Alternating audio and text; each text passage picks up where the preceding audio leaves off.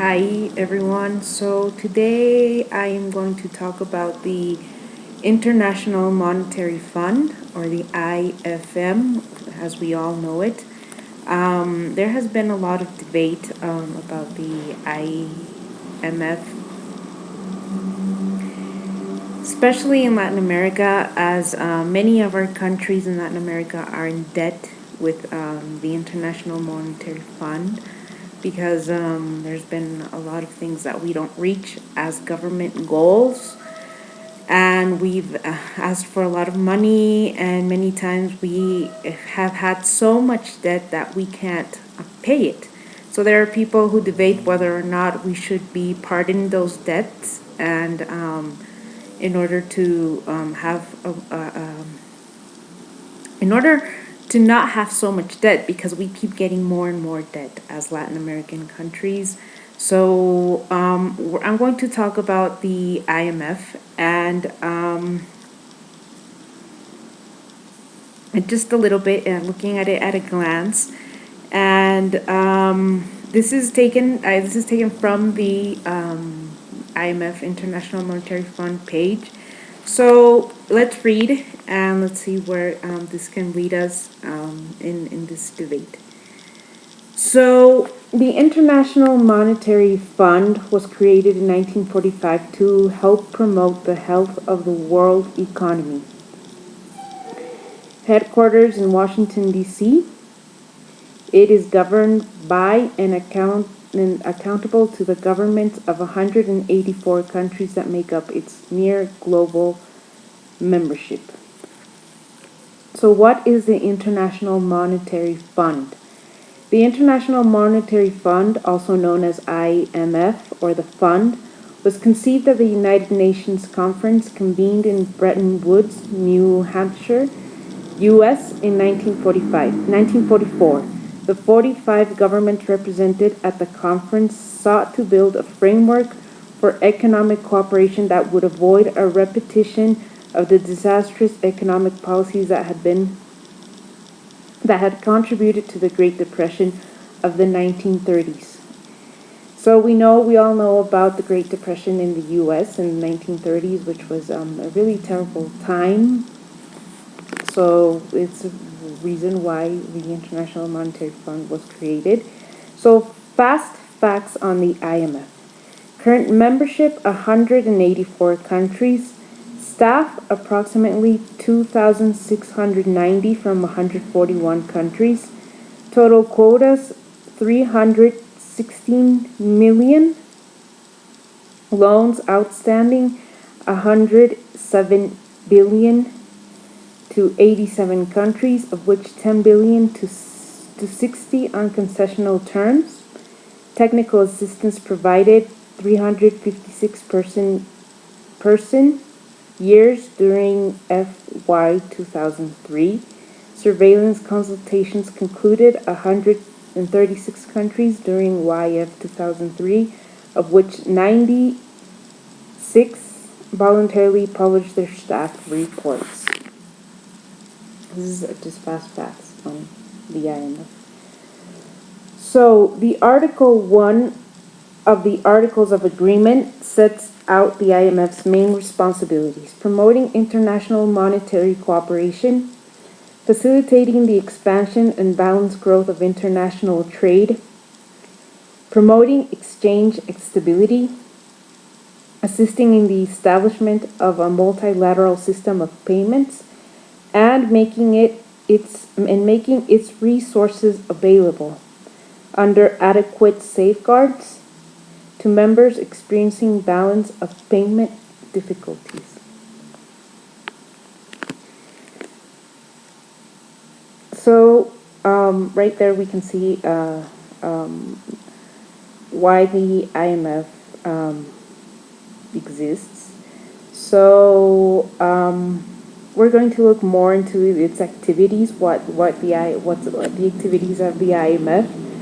So more generally, the IMF is responsible for ensuring the stability of the international monetary and financial system of international payments and exchange rates, among national currencies that enables trade to take place between countries. The fund seeks to promote economic stability and prevent crises, to help resolve crises when they do occur, and to promote growth and alleviate poverty.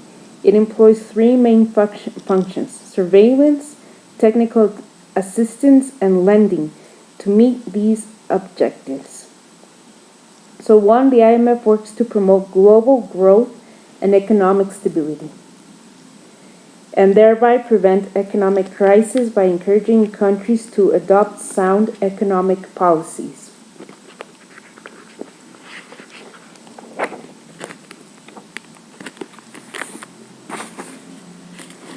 Generally, once a year, the fund conducts in-depth appraisals of each member country's economic situation. It discusses with the country's authorities the policies that are most conducive, to stable exchange rates and a growing and prosperous economy. The IMF also combines information from individual consultations to form assessments of global and regional developments and prospects. Its views are published twice each year in the World Economic Outlook and the Global Financial Stability Report. So that's one of the things. If you want to know what's happening, you can always look at these, the World Economic Outlook and the Global Financial Stability Report. This is all online, so you can look it up. So now we're going to talk about technical assistance and training are offered, mostly free of charge, to help member countries strengthen their capacity to design and implement effective policies.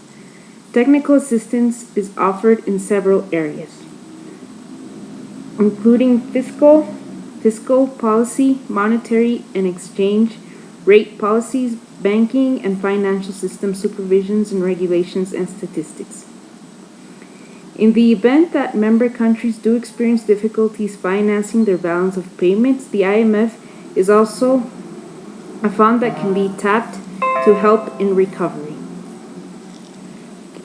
Financial assistance is available to give member countries the breathing room they need to correct balance of payment problems. A policy program supported by IMF A policy program supported by IMF financing is designed by the national authorities to close cooperation with the IMF, and continued financial support is conditional on effective implementations of this program. The IMF is also actively working to reduce poverty in countries around the globe, independently and in collaboration with the World Bank and other organizations. The IMF provides financial support through its concessional lending facility, the Poverty Reduction and Growth Facility, and Growth Debt Relief under the Heavily Indebted Poor Countries Initiative. In most low-income countries, the support is underpinned by poverty reduction strategy papers. These papers are prepared by country authorities in consultation with civil society and external development partners to describe a comprehensive economic, structural, and social policy framework that is being implemented to promote growth and reduce poverty in the country. The IMF governance and organization. The IMF is accountable to the governments of its member countries. At the apex of its organizational structure in its Board of Governors, which consists of one governor from each of the IMF's 184 member countries. All governors meet once each year at the IMF World Bank annual meeting. 24 of the governors sit in the International Monetary and Finance Committee and meet twice each year. The day-to-day work of the IMF is conducted in Washington, D.C., headquarters by its 24-member executive board. This work is guided by the IMFC and supported by the IMF's professional staff. The managing director is head of IMF staff and chairman of the executive board and is assisted by 3 deputy managing directors. The IMF resources are provided by its member countries primarily through payment of quotas, which broadly reflect each country's economic size. The total of quotas is the most important factor determining the IMF's leading capacity. The annual expenses of running the fund are met mainly by the difference between interest receipts and outstanding loans, and interest payments on quota deposits. Receipts, I'm sorry, I said that wrong. Receipts. So that's just a glance of the IMF. I wonder what you all think about the IMF, whether or not it does something good or something bad. But the truth is, they try to alleviate the world, that the world has a healthy economy. We've had a lot of crises lately, and many of the countries that they help are countries who have who have a lot of poverty. So it's really hard sometimes to reach goals and reach deadlines and reach not deadlines but goals in so many ways when you don't have the money to make something happen, a policy happen, or just how the government carries out all these projects that they need. And without the money, they can't be done. So the IMF helps us with giving us the money. And we were just with so much debt at some point that some people thought we should be pardoned the debts. But whether or not we should pay or not, it's something that is debated. I'm talking about my country. In Ecuador, we are dollarized. We have the dollar. We lost our national coin more than 20 years ago, and more, maybe 25, almost 30 years.